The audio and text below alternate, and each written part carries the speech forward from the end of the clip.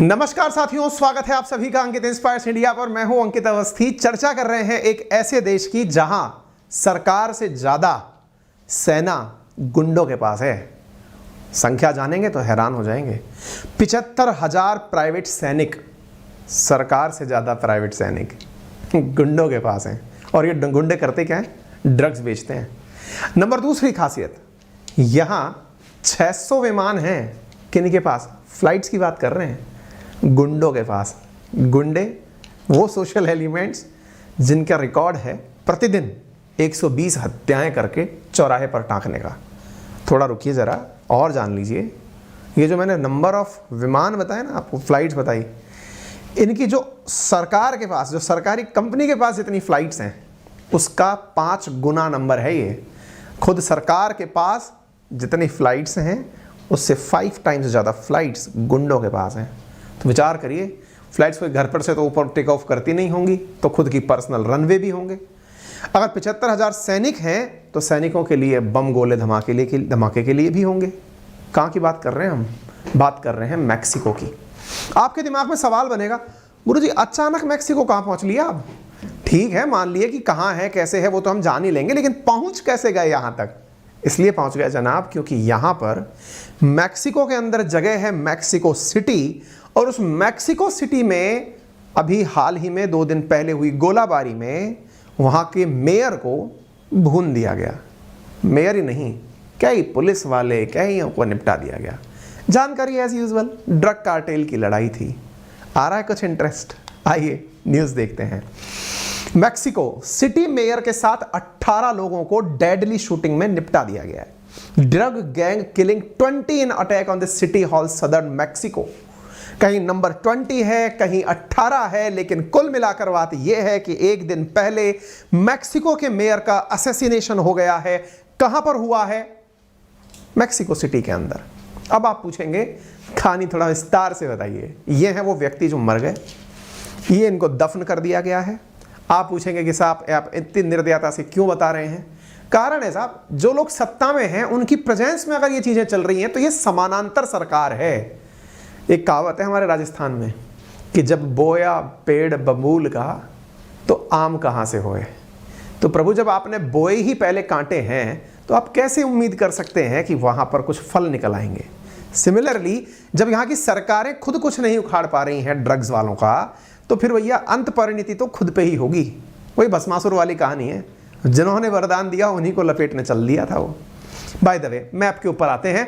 ये मैप है आपके सामने मैक्सिको का, नॉर्थ अमेरिका की एक कंट्री। नॉर्थ अमेरिका में 3 बड़ी कंट्री, और भी बहुत सारी कंट्रीज हैं, तो 3 बड़ी कंट्री हैं। उनमें सबसे ऊपर कनाडा डला हुआ है, फिर अमेरिका यानी यूएसए डला हुआ है, फिर मैक्सिको, साउथ की तरफ मैक्सिको डला हुआ है। मैप पर अगर मैं आपको ये दिखाऊं तो ये रहा मैक्सिको, और इसके ऊपर है बाइडेन बाबा वाला यूएसए।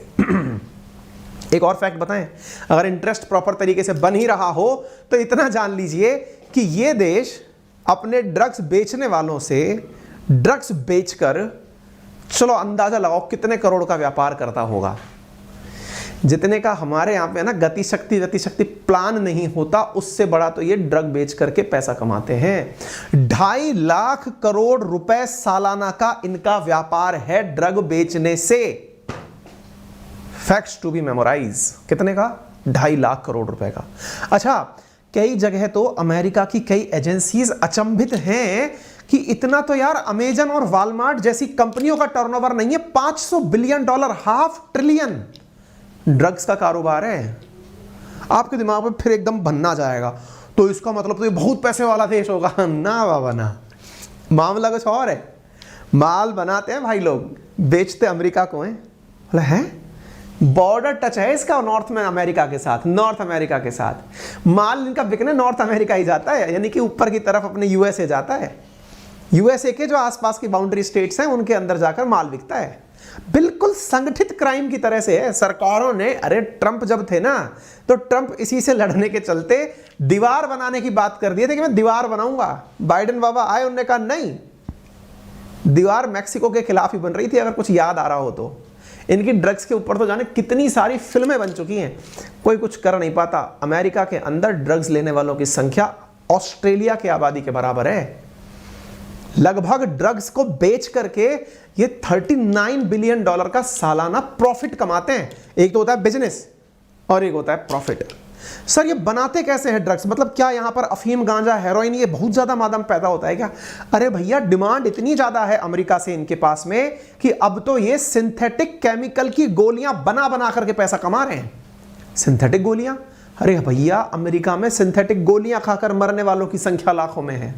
2-2 लाख का रिकॉर्ड है, लोग खा के मर जा रहे हैं। और कहां से आ रही है? सब यहां से। अच्छा बाय द वे ये ड्रग्स का लफड़ा है क्या? क्यों है ड्रग्स कल्चर में, क्यों आता है ड्रग्स? विलासिता, जब नाश मनुष्य पर छाता है तो विवेक पहले ही मर जाता है, और इस विवेक को मारने में जो चीज काम में ली जाती है वो है नशा।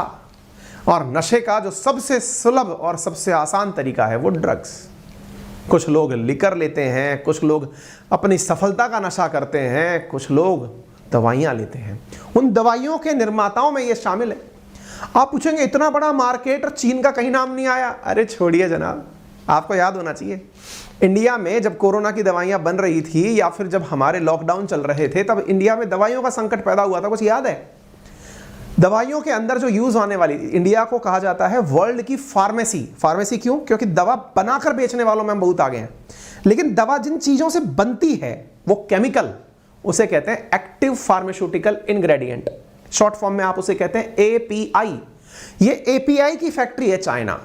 तो एपीआई बना चाइना से, बनता था इंडिया में और दवाएं बिकती थी दुनिया भर में। ठीक है, क्या आपको लगता है कि एपीआई केवल इंडिया में बिकता है? यानी एक्टिव फार्मास्यूटिकल इंग्रेडिएंट केवल इंडिया वाले लेते हैं? ना बाबा ना। तो फिर मैक्सिको वाले लेते हैं। मैक्सिको सालाना, इवन ये ड्रग्स वाले जो हैं सालाना $100 बिलियन से ऊपर का इंपोर्ट कर लेते हैं जनाब। मतलब आप यूं समझिए, कहने के लिए ये समानांतर सरकार है, सही मायने में तो सरकार ही इन्हीं की है, क्योंकि बड़ी बड़ी सरकारें इन्हीं से समझौता करती हैं। किनसे? ड्रग्स बनाने वालों से। $100 बिलियन का व्यापार है एक्टिव फार्मास्यूटिकल इंग्रेडिएंट्स का। हम परेशान हो रहे होते हैं कि इंडिया का इतना इंपोर्ट बिल बढ़ गया, फलाने का इतना इंपोर्ट बिल। एक तरफा है, इसलिए कई लोग तो ये कहते हैं कि चाइना का इनडायरेक्ट हाथ है अमेरिका को बर्बाद करने में, मैक्सिको के माध्यम से। ये भेजता है केमिकल, मैक्सिको सस्ता केमिकल भेजते हैं, अमेरिका मरे अमेरिका की जनता। युद्ध लड़ना ही नहीं है, वैसे ही निपटा दो। कुछ याद आ रहा है? हिस्ट्री याद दिलाऊं? ऐसा कहते हैं ना, आप जब एक उंगली किसी की तरफ करते हैं तो 4 आपकी तरफ आती हैं। वैसे मैंने करके देखी तो 3 ही मेरे तरफ आई। जनाब आपको पता है ब्रिटिशर्स ने चाइना को बर्बाद करने के लिए ऐसे ही एक बार अफीम का चक्कर चलाया था, और उसी कारण से ब्रिटिशर्स और चाइनीज लोगों के बीच में अफीम युद्ध हुआ था। बेचारे ब्रिटिश, ये चाइनीज जो थे ना, ये नशा वता नहीं करते थे। इनके लोगों को ब्रिटिशर्स ने अफीम का नशा लगाया था, अब वही नशा इनको खा रहा है। चाइनीज है ना, केमिकल बना बनाकर मैक्सिकन्स को दिए, केमिकल्स जो है अमेरिकन्स को जा रहे हैं। आप कहेंगे अमेरिकन्स का ब्रिटिशर्स से क्या लेना देना? अरे एक ही घड़ी, एक ही थाली के चट्टे बट्टे हैं सब। ब्रिटिशर्स ही तो हैं ये सब के सब, यहीं से निकले हैं सब यूरोपियन कंट्रीज से अमेरिका में। अमेरिका का जो नेटिव बेचारा अमेरिकन इंडियन था वो तो खत्म है, उसको तो मिटा दिए ये लोग, वेस्ट इंडियन कर करके। अब तो ये सब माइग्रेंट ही है यहाँ पे, तभी तो ये सब लोग एक साथ ही रहते करते हैं। इसका मतलब समझ रहे हैं? जैसा आप करेंगे दूसरों के लिए वैसा आपको भी भरना पड़ेगा।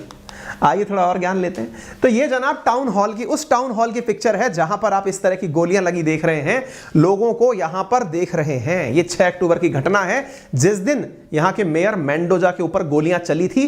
जिस जगह गोलियां चली थी, आप दीवार पर गोलियों के इतने निशान देख सकते हैं कि दीवारों में छेद हो गया है।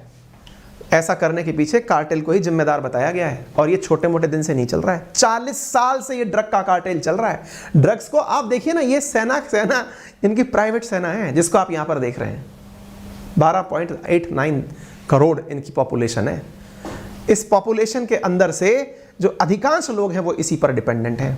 आपको पता है ड्रग बेचने वाली कंपनीज हैं यहाँ पे, जैसे इंडियन सरकार कहती है ना, हमने इतने स्टार्टअप बनाए, हमारे यहाँ पे इतने यूनिकॉर्न हैं। मैक्सिको में 150 कार्टेल हैं।